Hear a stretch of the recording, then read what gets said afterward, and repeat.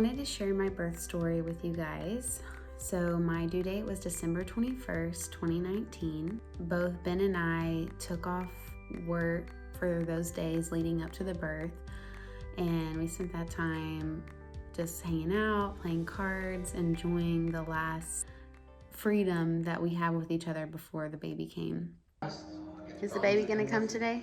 Nah. What do you think, No? Nah. The plan was that if she didn't come by our appointment date of the 26th, then we would have a conversation about scheduling an induction. 22nd came, 23rd, 24th, 25th, Christmas Day, no baby. And so I went to my appointment on the 26th, and my doctor said, okay, let's schedule the induction for tomorrow. Well, it's like 6:30.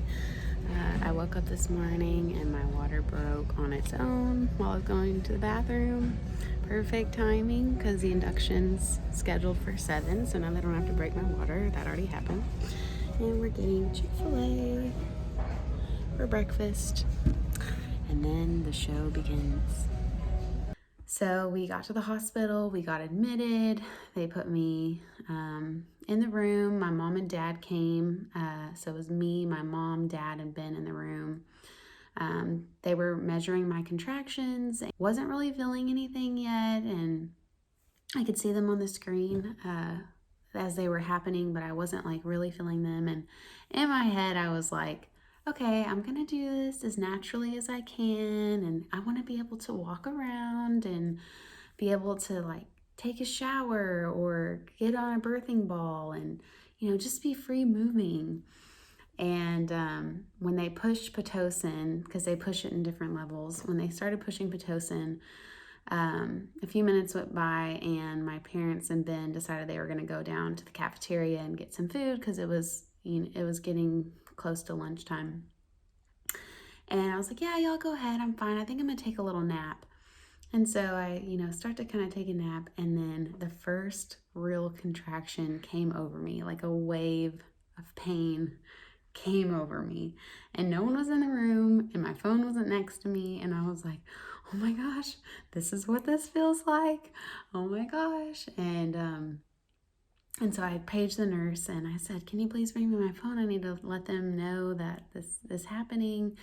I was like, I don't know if I'm going to be able to handle this for hours on end. Let's talk about getting like an IV, it's at least something to take the edge off. Well, then I had like 3 or 4 more contractions. My parents and Ben show back up, and I'm literally like squeezing Ben's hand and shaking and breathing because I knew I could, if I got through 8 breaths, and then I could, the contraction would pass. After about 3, 4, 5, 6 of those contractions, I was like, forget it. I think I'm gonna need the epidural. I don't think I can do this because I was shaking. They gave me the epidural and I was like, okay, things are gonna start getting better. Well, the epidural only numbed like from my legs down. It didn't quite hit my abdomen area. She's like, you really shouldn't be feeling any pain. I think let's call the anesthesiologist back in there. They were still upping my Pitocin. They added, the anesthesia. That round didn't work. And so I told her again, I was numb all over, but I was numb all over, like from head to toe. My face even felt numb. And I remember laying there and I was just like getting a little lightheaded. Maybe I should take a nap. I'm feeling a little flush. And right after that happened, my nurse came rushing in and with other nurses, and she said the baby's heart rate had dropped significantly, and I could hear it slower on the monitor. And so at this point I was completely numb all over. I couldn't move my body. And so they were flipping me over. They kicked my parents out of the room. Ben was in there with me and I was just staring at him. They put an oxygen mask on me and I was just staring at him like scared and just praying and praying that her heart rate comes back up and that she's okay and that I'm okay. And apparently what had happened was the contractions were getting to be too close together, and so because she's a big baby, the contractions were contracting her breathing and then not giving her enough time to recoup.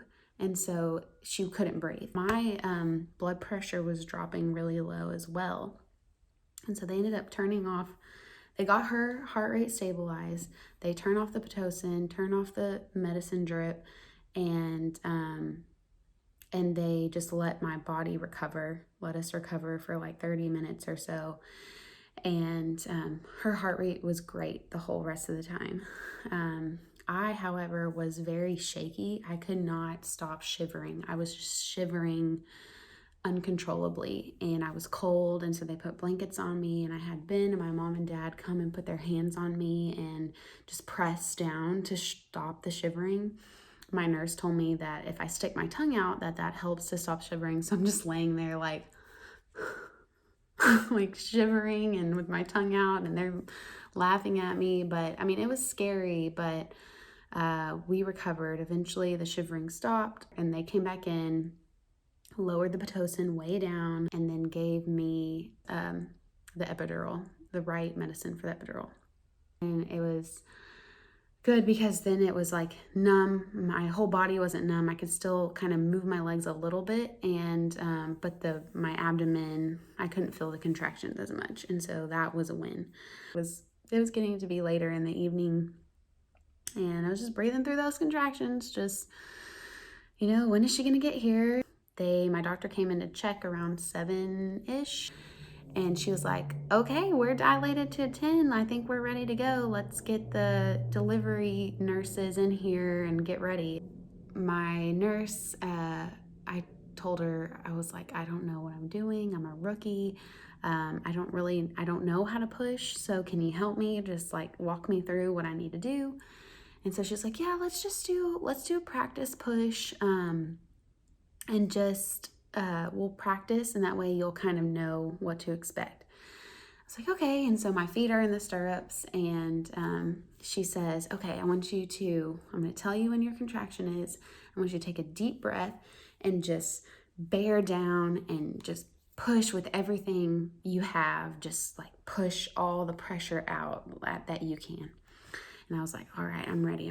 I can do this. And so I get there, I grit down, my face is all scrunched up, and I'm just like pushing as hard as I can. And she's like, whoa, okay, baby's head's right here. No more practice pushing. We're ready for the real deal. You just sit tight until we get the doctor over here and get ready to go. And so I'm like, okay, I'm ready. And my dad stepped out of the room at this time, but Ben was on my right and my mom was on my left. And I just asked the nurse real quick if Ben could pray for us for this delivery. It was a real sweet moment because Ben prayed, and I was like, all right, I'm ready. My doctor was there, and she instructed me to push, and 3 big pushes later, you know, I could hear her head was out, and she was crying, and they were suctioning her, and I could hear her voice. And she said, okay, we got one more last push. Just don't shoot her out of there, but just kind of gently push her out. You know, I did one last big push, and there she is. There's the baby. And it was like so crazy because I didn't even really have time to get emotional or cry or just like take in the moment, because it was just like, bam, she was in me. Bam, she's out in the world. Like, here you go. Here's your baby. I just remember being like, that's my baby. Oh my gosh. It was just so crazy. It was so amazing. It was an awesome experience.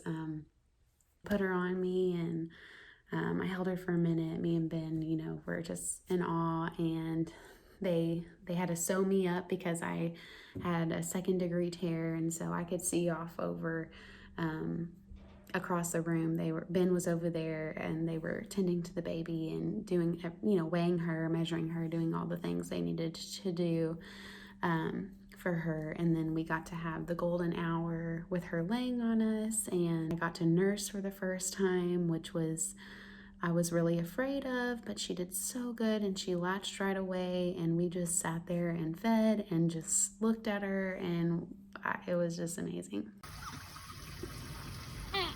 Oh, I think I heard a poop. I think she did too. Did you poop? It's good timing because you're about to get a clean butt. Exactly. So Kendall, after I do this, what we'll do is we'll do some skin to skin Okay. for at least a good 30 to an hour, just so she can warm back Warm up. after the bath. Okay. Yeah. Oh, it's just your temperature. It's not that bad. Oh. It's like being at the hair salon.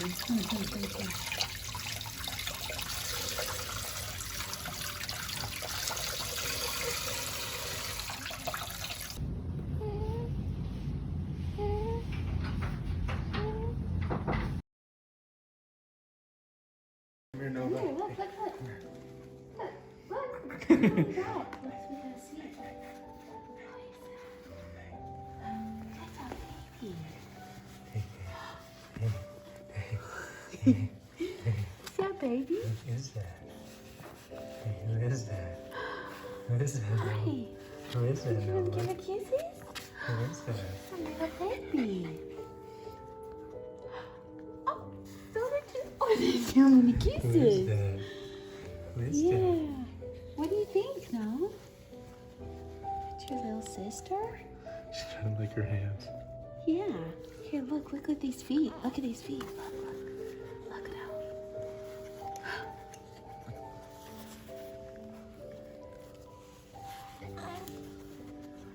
Gotta smell her. You know her, don't you? You know who this is.